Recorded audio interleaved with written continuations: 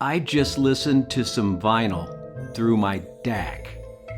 I know, I'm a bad, bad man.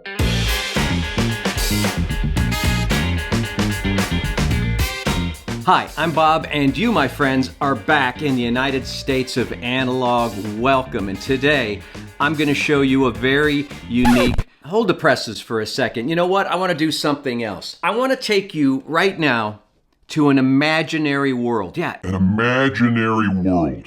A world with no audio gatekeeping. A world where analog and digital live hand in hand, without any hi-fi snobbery.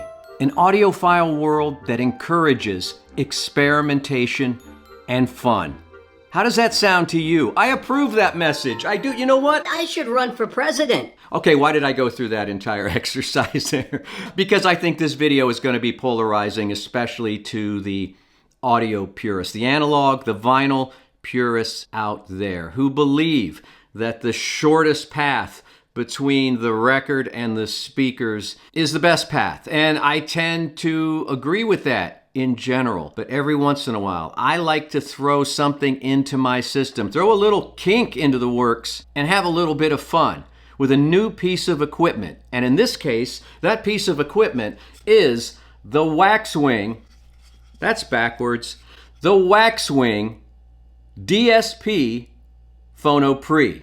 Now you know and I know that DSP stands for Digital Sound Processor or Digital Sound Processing. Some of you are going to have problems with the first and the third words in that name. Purist or not, I hope you hang in here because I've been having a ton of fun with this device, this little fun factory, which is the creation of a guy named Shannon at Parks Audio. They make the WAXWING. The WAXWING is actually two devices in one. It's not only a DAC, but it's an analog to digital converter as well, an ADC. And it sells direct on their site for around $500 plus shipping. One of you subscribers mentioned this in the comments when I suggested that maybe my next piece of gear would be a better Phono Preamp. I don't have anything over probably $150 in the Phono Preamp department. He was eager to send me one over, and I have just been loving this thing. Even though it is digital sound processing, even though I'm taking sound from my turntable, connecting it to the WAXWING, and then outputting it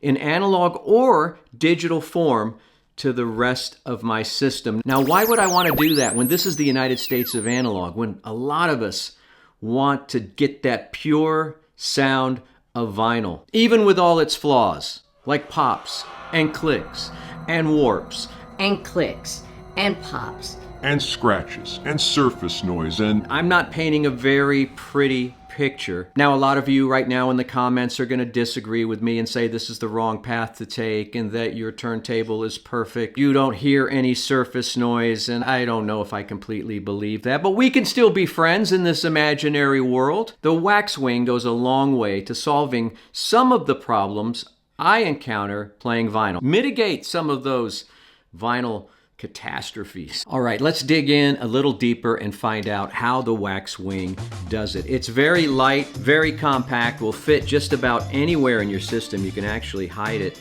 if you want because all the controls are going to be in the app, which we're going to talk about in just a second. There's not even an LED on the front. There's just a logo here. On the back is the 5-volt power input. You've got coax out, optical out. Of course, those are your digital outs. Analog-wise, you've got right and left out, right and left in, and a tone arm ground. The WAXWING is an evolution of his previous device, the Puffin. Both devices named after birds. Who knew? All right, obviously there's not a lot of opportunity for B-roll here. Inside is a TI 5102A DAC. It's a streamlined DAC for this purpose, a single stereo chip, and the WAXWING handles up to 32-bit audio. The unit itself has no buttons or knobs. It connects via Bluetooth to your phone, and that's where the remote control app can be found. When you download it, of course. Inside the app, there are all kinds of adjustments and settings, too many to mention in this video, and I'm sure I'll do many more videos in the future on using the WAXWING. But there's all kinds of gain settings for your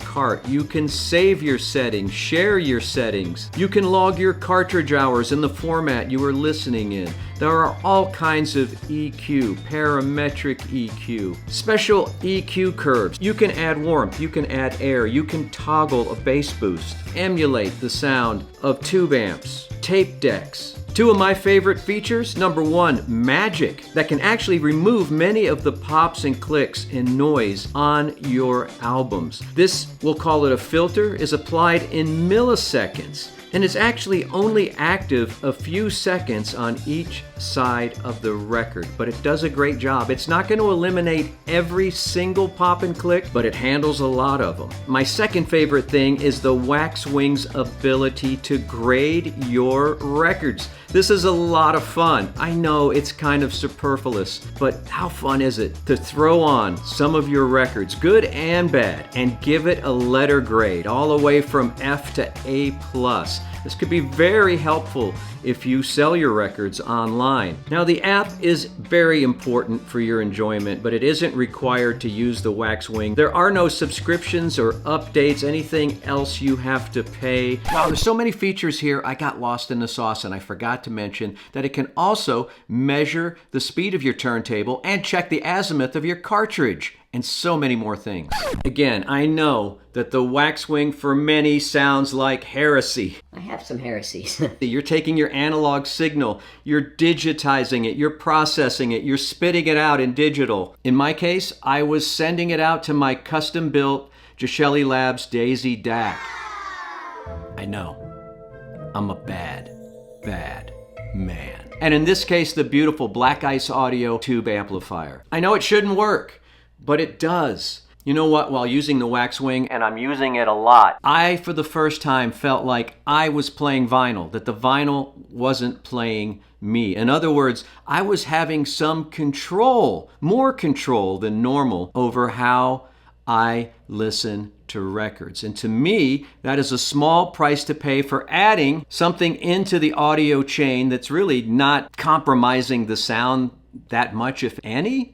At least to my ears. And having that control over your vinyl, grading your vinyl, eliminating some of those annoying pops and clicks, man, that's well worth the price of admission. Now, I'm going to do more videos about the WAXWING. I'm going to connect it to different components. I'm going to dig into that menu a little deeper. I'm just scratching the surface of what the WAXWING has to offer. You know, when you think about it, a phono preamp is a very simple device at its base level. It simply amplifies the signal of your cartridge so you can hear it, so that it can work with the rest of your system. That's a simple concept. Whether the phono preamp is tube or solid state, maybe it should never add any flavor to the music that you're listening to, but quite often a phono preamp, like any other component, can add flavor. I want you to look at the WAXWING in this way. In fact, it allows you to have all of the flavors, as much flavor as you want in a phono preamp. You can make it warm, you can make it airy, you can also attempt to make it as neutral as you possibly can. All of that, the whole gamut. Now, it's time for me to bring out the United States of Analog Golden Workbook, ladies and gentlemen, to tell you what I think some of the advantages are. Number one, it's novel. There's not much like it on the market. Number two, it puts some of the control in playing vinyl back into the hands of the user. Number three, the grading feature and that magic feature work very well. I love the fact that it's taking out some of those pops and clicks. Number four, it's easier to set up than the earlier version called the Puffin, which was much more mechanical. Shannon has really simplified the process. Number five, it enables you to match your cartridge with the rest of your system perfectly. The price point. I think for what you're getting here, the number of features, the flexibility, $500 is pretty much the sweet spot for a component. And I understand completely if you don't want to spend that much money on a phono preamp. In fact, up until today, I haven't spent that much on a phono preamp, but I think there are real advantages here. And the WAXWING is a hell of a lot of fun. And as far as the cons go, well, every YouTube video has a comment section. And now it's your turn to go down there and tell me what your phono preamp of preference is. How do you feel about adding a digital component to an analog playback system. Am I crazy? Am I crazy? Is this a no-no? Is this a go-go? What are your feelings? I get it. I know the audio purists out there are going to have an issue. So be it. I'm just saying, let's have some fun once in a while. Let's loosen our, well, I don't want to get graphic here, but let's just loosen some things in our body and have some fun, experiment with audio, and this is a great device to play around with. You're going to want to spend hours with the WAXWING, and you're going to want to take all of your albums off of the shelf to see what you can do with them and grade them. You're going to have a closer relationship to your vinyl than ever before. That's what I love about it. All right, that's it. That's my preliminary look of the Parks Audio WAXWING DSP Digital Processing or Digital Processor Phono Preamp. I hope you enjoyed it. If you haven't had enough of me, I suggest that you click right here because the geniuses at YouTube have already selected another video that they think will be of interest to you. I know it was an interest to me because I made it, but it's right here, and all you have to do is click on it, and as you do, I'll say thank you for being here. We'll see you next time in the United States of Analog.